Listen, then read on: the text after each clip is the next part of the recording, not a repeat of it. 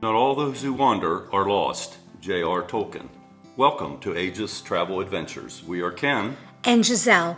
We have been to over 100 countries and are still looking to see what is around the next corner. We love wine, travel, and adventure. Listen to our podcast where we share the fun of the magical places, people, and cultures that have touched our lives. Aegis, Aegis, travel, travel, adventures. adventure. Hello, this is Ken, and this is Giselle. and today we'd like to give you podcast number 28, and we'd like to talk about a recent trip we took to the city of Philadelphia. Probably a little different than most of our podcasts because those have been overseas, but we had the opportunity to go to Philadelphia, and we took 4 days, and we were all downtown. And we had a lot of interesting activities we want to tell you about. Yeah, we flew up there on Southwest, and it was fine. It was a direct flight, so that makes it easy. And we stayed at the Curio Hilton, which was downtown in Philly, which is where we wanted to be. Near City Hall. And it was a cute little street, and the hotel was very quaint, very mid-towny kind of hotel. The rooms are kind of small. Everything is eco-friendly, so like there's no water bottles in your room. They give you big glasses, a big jug of water that you can fill in the water refill station down the hall. And it was pleasant. I mean, the staff was nice, and it was right next door to it. There was a donut store, which had really good donuts, so that made it nice. Right. So before we went, we made reservations to go to see Independence Hall, because in this day and time, usually you have to make a reservation before you go there. So we did that, and so our date was Friday. Then our schedules changed a little bit, and we were done. We had some time on our hand on Wednesday, so we just went there, and there's parts of it you can look around without having the appointment. And so we were there. We were just chatting with one of the Rangers, and he was like, the 2:00 appointment. I mean, the 2:00 time. There's hardly anybody here. You're welcome just to sit. If it gets crowded, you can't go, but usually there's no problem. So we jumped in and we did the tour, and it was interesting to, sometimes you think you know everything about our country's history, and didn't realize it was the capital of the country for 10 years. I knew it had been briefly. I thought it was a much shorter period of time. And the hall had separate chambers for Senate and House, and it was functional and quite interesting. Yeah, I'd been there before. Ken had not. And what I was saying, what I think is kind of interesting is that actually I've been there several times with my kids when they were younger. And the tours, all the Rangers have a different spin on stuff.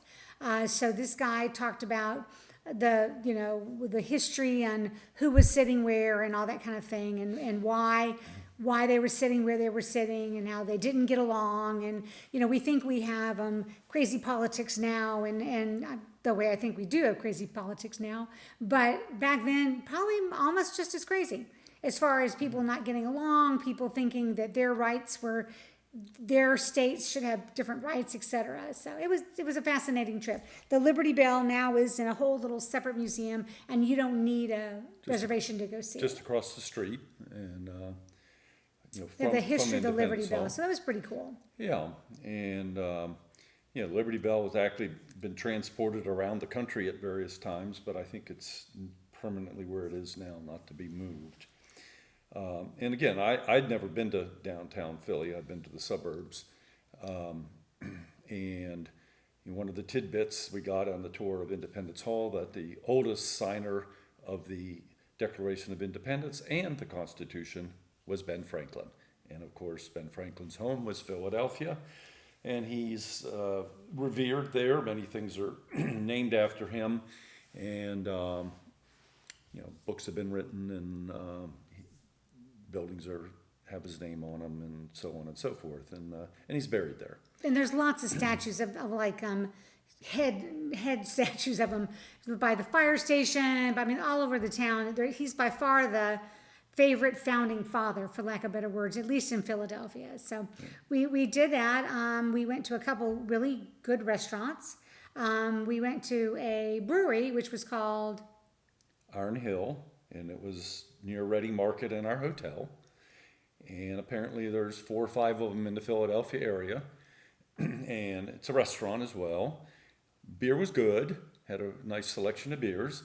And I would say the food was decent. You know, it was decent. Yeah. yes, it was fine. It was nothing, but it wasn't anything like, whoa, how cool is this? You know. Yeah. And so actually we went there twice just because it was close to the hotel. So we did that, and then we went to go the infamous cheesesteaks, and we went to the Reading Market for the cheesesteak, Philly Cheesesteak. And although you can get Philly cheesesteaks all around the country, I think, you know, my feeling was, having never been there, is, well, maybe this one will just be so much better than any one I've ever had. And the answer was, no, it was good, but it wasn't anything really different than other Philly cheesesteaks I've had. So yeah, and they have the traditional ways to do it and stuff. The line, Reading Market is now become a food court. It used to be the train station. And if you guys ever played Monopoly, it's on the Monopoly board. yeah. And so so there's lots of food stations there. A lot of food stations run by Amish people there, which was kind of interesting to see. They've got really good cookie vendors there. So we did that. So after Independence Hall, we decided to, we had some time left, so we wandered down to South Street, which is a young people's dive bar, eclectic area, and we found a interesting dive bar, as we always seem to do, called the Woolly Mammoth, and it was on South Street, and that's, I think there's about a 10-block area that they call South Street. That's sort of renowned for entertainment bars and A lot of tattoo places. yeah, and in it had, within it, the dog bar, and we had a hot dog there, and she asked me, well, how does it compare to Costco dog? Because that's Ken's favorite is the Costco dog. And I said, well, it was good, but it wasn't as cheap as a Costco dog, and it wasn't any better. And you didn't get a drink with it. Yep. So anyway, we tried that, and then on the way back from South Street, we ran into a place that had a happy hour sign called P.J. Clark's, and it was a little more upscale. more upscale, and it was in a building that was founded by, was it Crest Building? No, the guy that did Good Housekeeping, the magazine, Better Homes and Better Gardens. Homes and Good Housekeeping. Yeah, publisher, and and it was on the ground floor, and it said happy hour, and it started. It was a little later than the one that down on South Street we had been at. By the way, we had happy hour there. And better yet, it had dollar oysters, and having been around the world and ordered oysters all over the world, we have a couple that we really liked, and one was be 2 falls ago this fall, called Prince Edward Island oysters, and lo and behold, P.J. Clark's had Prince Edward Island oysters for $1 each. They also had Irish breads, I think they were called. Yes, and they were a little smaller. Yeah, and so we tried both, but the Prince Edward Islands were our favorites. And I may be the only place left in Philadelphia with dollar oysters. So their drinks were good. They had other foods. We actually went back a second time, and we tried different types of They had a nice happy hour menu. Specialties. Like little sliders, little different stuff. Had it was lobster. really good. Yeah, Had a little lobster roll. Two little lobster rolls. When you go up to Maine now, I mean, a lobster roll's like $25. I mean, these were, I think, $8, $10, whatever they were, and you got 2 little ones. But it had lobster on it, and they were good. So, so we'd recommend P.J. Clark's for happy hour. They kind of specialize in hamburgers and bar fare. It's not a big sit down fancy type restaurant, but it's a nice looking restaurant in a nice building. We ate at the bar, which was fun. It's kind of like McCormick and Schmidt's. I would say it has that same kind of vibe to it. when you walk in. At least that's how when I thought of it. When you I thought, walk in, but McCormick and Smith's has a very upscale menu. yeah, that's true. But I mean, just the vibe of it when you walked in. Yeah, it was a very nice facility, Yeah. and and it had outdoor seating as well, but it was fairly hot when we were there. So, so other than Independence Hall, Liberty Bell, there's a Ben Franklin Museum, and we saw his gravesite. There's the Betsy Ross home, which is just down the street from that, and the old Quaker church, which has quite an interesting history, and you can look it up or go and see for yourself. And then one afternoon we went to the Philadelphia Museum of Art, which is directly down the Parkway. Or the Benjamin Franklin Parkway. If you're yeah. locals, it's the Parkway. And it's the Benjamin Franklin Parkway, and it's a street that's split into two sections with tree lines. It's pretty, and from City Hall you can see all the way down to the end and see. And we walked. It was about 3 miles.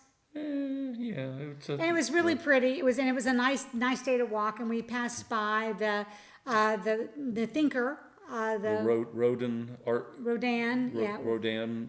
He has a art museum there. We didn't go into it, but the Thinker is outside, so you can look at that. And then there's lots of there's the planetarium. There's lots and lots of museums there, and so we were limited amount of time, so we chose the Philadelphia Museum of Art. One of the famous things about that museum is if you've seen a Rocky movie, where he runs up the stairs and throws his hands up in the air, and that's where he's at. Now, for a while, the Rocky statue was at the top of the stairs, but evidently, I guess too many people were trying to take photos or maybe trying to take the statue.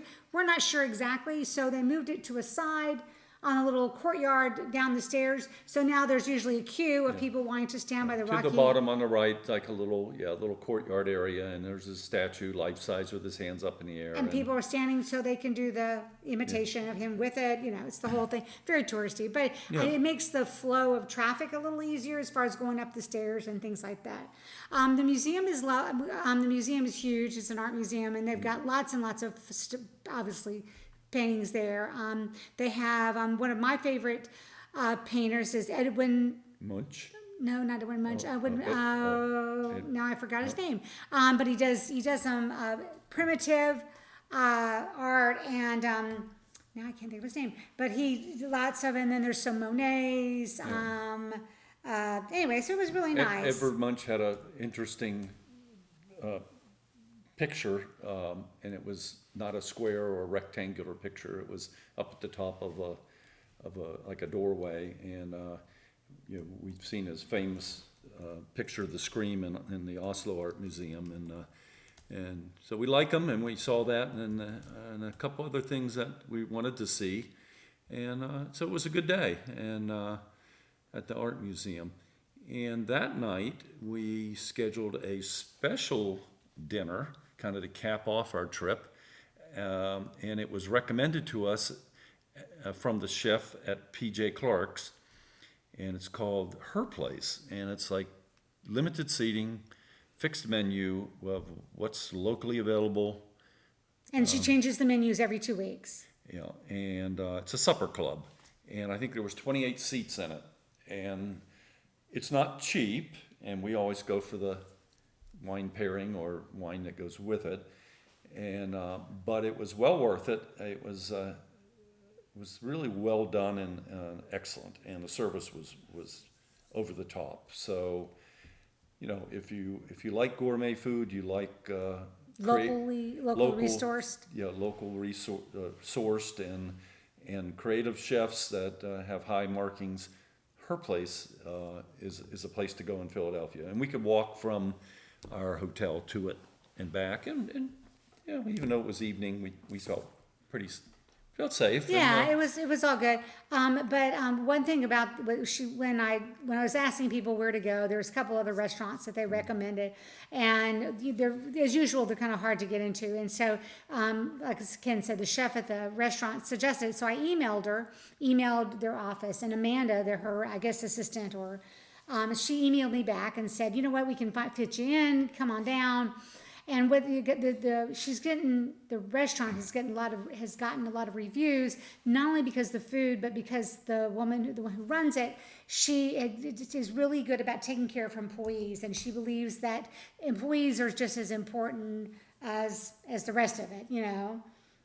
So she's really good about making sure she pays them a fair wage and all that kind of good stuff. And they talk before every group of food, and they talk about why they love it and all that stuff. It's really fun. Why she chose this kind of food, why she liked that pairing, that kind of thing. So it was pretty cool, you know.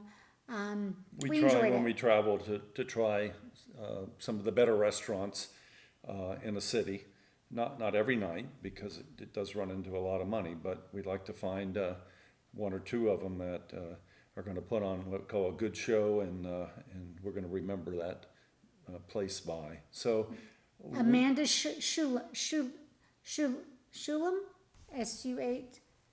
Schulman. Man, that's the name of the chef, and she's just if you Google it, it was wonderful, well worth the money to go. We had a great time, and more importantly, she had they were closing the restaurant for a couple of weeks, and I asked her they were going to Paris, and I said, oh, why? Because we happen to be going to Paris in the fall, and I said, if you know some places to eat. Within 5 minutes, she comes back and she gives me this sheet of places that she's made reservations to go to. So now, needless to say, when we go to Paris, we know where to go. We have an in. So we had a great time. We enjoyed it. I think you could spend 3 days there and easily and see the sights. There's a lot more to see if you want to hit more museums. I went in the city hall and walked around. Nothing real special, but there was some art here and there and sculptures, and the grounds were interesting. It's sort of the part of the birthplace of our country. And, Well, it is the birthplace of our country. Yeah. Well, I mean, a part of it. Right, but it's a living. The whole city is a living museum. I mean, you go and there's almost. You can't go a block or two within there's not a plaque, or there's not, this is where the first civil rights movement happened, as far as in Philadelphia, or the LGBT community had where they got together and they changed the way some things were done in Philadelphia. So it's very much of like I said, a living museum, and we enjoyed it. So we'd recommend you go, and the Curio by Hilton was a good place to stay. We thought it was reasonably priced. There's lots of good hotels there.